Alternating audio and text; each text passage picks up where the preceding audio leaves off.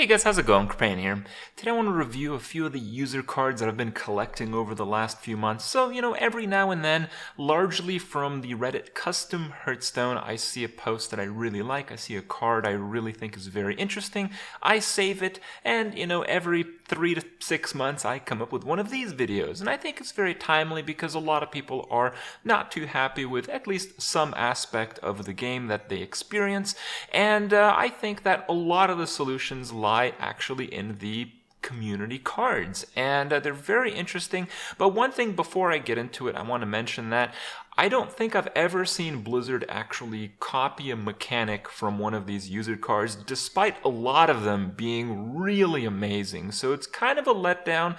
I don't know if it's like a pride thing. I don't know if it's just a wild coincidence because there's been a lot of mechanics brought up by the community, or maybe it's some intellectual property legal thing I don't really know about. Regardless, here are some of the best cards I've seen lately from Custom Hearthstone and a few of the other custom card sources.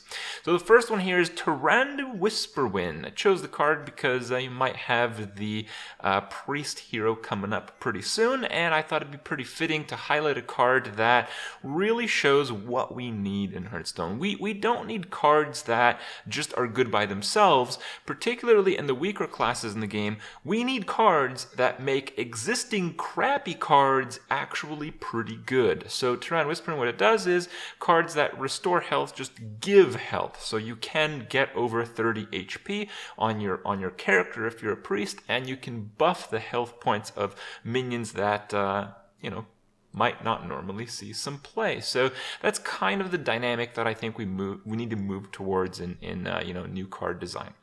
Then I have Murmur. Murmur is kind of like a priest kill card. It's an exceptionally statted 6-drop, 5/8, and when an enemy minion is silenced, destroy it.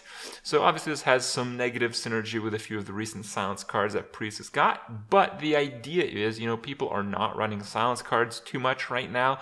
Other decks are taking advantage of it, so if there's extra incentive to use cards that are not normally seen, well, then you have, new decks coming up, solely from one or just a few cards being brought into the meta. So I think that's the large direction that we need to head into. And another thing that we're really missing are board clears. So here are a few.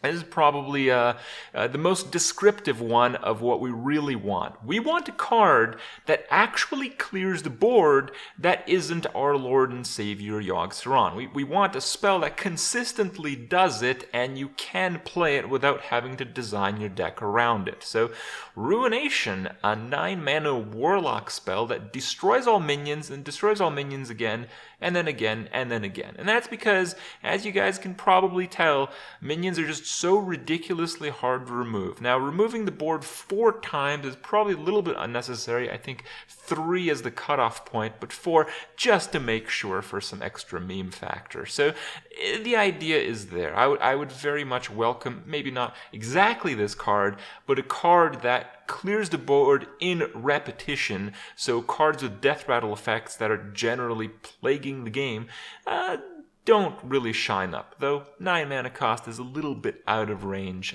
in terms of turns these days. Then we have Unstable Reaction, which aims to do a similar effect, so it gives all minions a death rattle, and the death rattle is deal 1 damage to all minions. So the idea is every minion on the board becomes like a little bit of a board blast, and once you trigger 1 or 2, it probably chain reactions and clears the board on a later turn. And it probably has some very, very cool mechanics. If you really think about when you'd play a card like this, you do it against a board that's like 4 guys, 5 guys, and often when you'd play an effect like this, I don't know if you guys have played cards with similar effects, but what happens is the opponent tends to not play anything because they know that on a follow-up turn they'll lose their board. So not only do you get the board clear factor, you get attacked once again, so you have to manage your hit points a little bit, but also you'd have the denial potential. So it's board clears that we need, but it's also cards like these. It's cards that have like so many different levels of complexity that will really elevate, a lot of ranked games and certainly competitive play to new heights. And then a lot of the other ones are just kind of cool spells, and coincidentally, I guess a lot of them ended up being hunter cards. So here we go. This is what I think is a pretty clever removal card. So deal 8 damage randomly split towards all enemies, but you give them 2/0/2 target dummies. So it's kind of even. And probably because, most people have minions on the board, it'll just act kind of like an arcane missiles type of effect. So not particularly strong, but a very cool way to keep reintroducing direct damage cards that generally have more of a focus towards the board rather than your opponent's face. And this one does just that. Trophy Hunt. Deals 2 damage to a minion for 2, and if it kills it, you add a copy of it to your hand. So it's a card that can be used desperately in the early game, but actually encourages you to save it and have a more control aspect to your deck. And, Control Hunter is one of those deck archetypes that Blizzard has pushed in many different ways, but has never truly succeeded. They pushed, stupid stuff like Discard Warlock, and finally it worked. Who knew that broken 1-drops tend to make a mechanic work? Well, when it comes to making like a control aspect work, you need a little bit more than that, and you probably need a lot more cards that do similar effects to Trophy Hunt. And we have Trap Door. So I thought it was a very interesting take on Discover mechanics. It's a secret, and after your opponent discovers a card, you basically get the other 2 cards that he chose not to take. So it's a 2 mana, gain an extra 1. So it's 2 mana card advantage. It's actually very balanced. It's balanced enough that it probably will see no play, but I just love the design in recycling leftover Discover cards so much so that I had to include it in today's list. And I have Muster for the Wild. So obviously, you don't really want to kill certain archetypes. When you introduce new cards, most people are going to play Standard, and a lot of the older cards get rotated out. I understand some people want to play a more aggressive Hunter list, and I think this is a pretty cool card. Probably a little bit overpowered, but Hunters do populate that 3-drop slot a bit too heavily. Factoring that in mind, it is certainly very cool. You get a Timberwolf, which is a 1/1 that buffs all your beast attack by 1, the Frog, which then becomes a 1/1 taunt, and a Stone Tusk Boar, which is basically a temporary 2/1 charge minion. So very powerful effect, but very cool at the same time. I really like the cleverness on this one. The other one I have here is a Druid card, Ancient of Mana. So I talk a lot about how big minions don't work in Hearthstone because you play them, they get removed, and then it's over. Ancient of Mana has a very interesting effect that I've seen a few times in Magic the Gathering that has, mana refund capabilities, but it's largely effective on the very big minions. So if you play an Ancient of Mana, you do need to get to the late game to play it, so you have to play a control deck. But if your opponent has like a 4-mana removal for it, you don't actually get tempoed out and instantly lose the game, which basically happens with all other textless giant minions, or ones that don't have, on-play effects. So Ancient of Mana really proves how to get around this very big problem that all minions need to be super broken on-play effects to see any play whatsoever.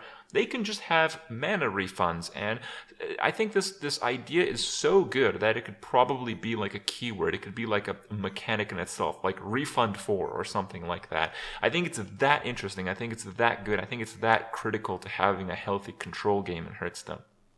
And the last one on my list is Candy Sparkshine. So this card is a bit interesting. I typically don't like to include cards that have like all these like wild different effects, but this one is pretty basic. It just has the other cards to illustrate what it actually does. So it's a 1-mana 1/2, and the battle cry makes your hero power add a Fire Blast spell to your hand. So it's kind of like you save up your hero powers over the turns, and that's just a really cool aspect. We had the hero power expansion with like Inspire stuff, and that was pretty good, but most of the Inspire minions were just slow, so they didn't really work. They had, even though they were flexible enough for Arena, they were not flexible enough for Constructed, because Constructed is like Arena minus 2 mana.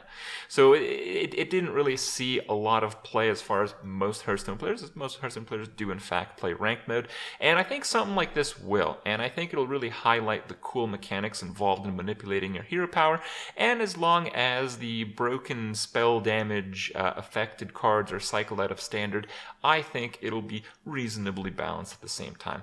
So that's going to be it, and I just want you guys to take away from this video that, there's some amazing things that can happen in Hearthstone. Hearthstone right now, while it is not in a great state, Hearthstone has like the mechanics in place to welcome so many different cards, so many different mechanics, that any expansion done right can completely turn the game around and be at the top of the gaming list. So that's what we're hoping for. I hope, Blizzard sees this, and even though they've taken basically zero inspiration from user-created cards as far as I've seen, maybe they'll reconsider, because a lot of what the community brings forth is probably better than what Blizzard comes up with, at least in recent expansions. So that's where we're at. Hope you guys enjoy my review, and I'll see you guys tomorrow.